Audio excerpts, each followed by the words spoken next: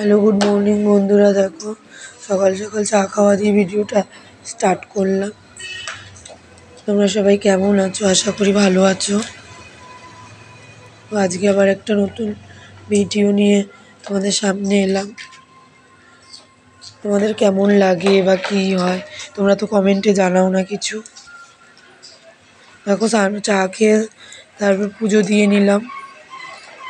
স্নান করে কলা আর গুজিয়া দিয়েছিলাম। তারপরে ছেলের স্কুল আছে, ওই জন্য বেগুন ভাজা, আলু ভাজা আর সিম দিয়ে আলু দিয়ে ভাজা করলাম সকালবেলায়। আলু ভাজাগুলোকে দেখো ভেজে নিচ্ছি, ঢাকা দিয়ে দিলাম একটু সেদ্ধ হওয়ার জন্য কমিয়ে।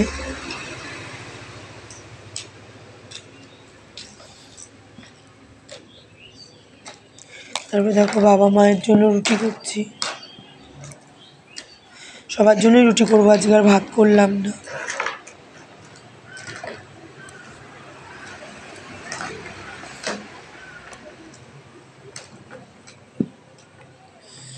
রুটিগুলোকে গোল্লা করে নিলাম।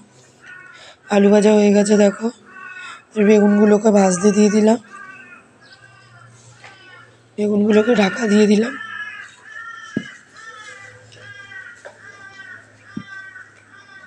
তারপরে দেখো, সিম আলু ভেজে নিচ্ছি কালো জিরে ফোড়ন দিয়ে, যেহেতু বাবা মা সেইভাবে আলু আর বেগুন খেতে চায় না। তিনটে আটার পিস ছিল ফ্রিজে, ওর সঙ্গে আরেকটু মেখে নিলাম। ছেলেকে নিয়ে স্কুলে চলে গেলাম, রুমে বসিয়ে দিলাম। দেখো, স্কুলের গেট এটা। তারপর বাড়ি এসে আমিও টিফিন খেয়ে নিলাম। তারপরে দেখো, ভাইয়ের বিয়ের প্যান্ডেলের বাস এসছে।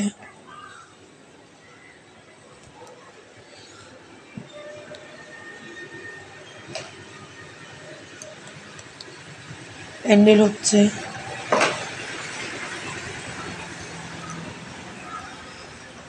দুপুরবেলা ভাত বেড়ে দিয়েছে, মেয়ে আর বাবা খেলো।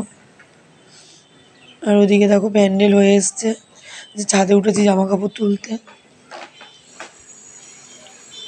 তারপরে দেখো, বাবা ভাত খেয়ে নিয়ে আসলো ছেলেকে স্কুল থেকে। তারপরে লেবু কাটলাম, লেবু কেটে ছাদে উঠে দোলনা চড়ছে ছেলে। ওর দিদিকে বললো দোলনা দিতে। তারপরে দেখো, সন্ধে হয়ে গেছে, রাত্রের জন্য আটাটা নিয়ে নিচ্ছে, আটা মেখে ফেলবো।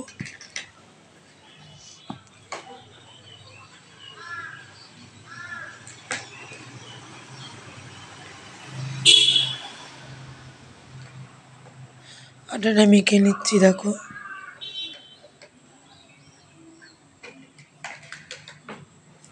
মাখা হয়ে গেছে।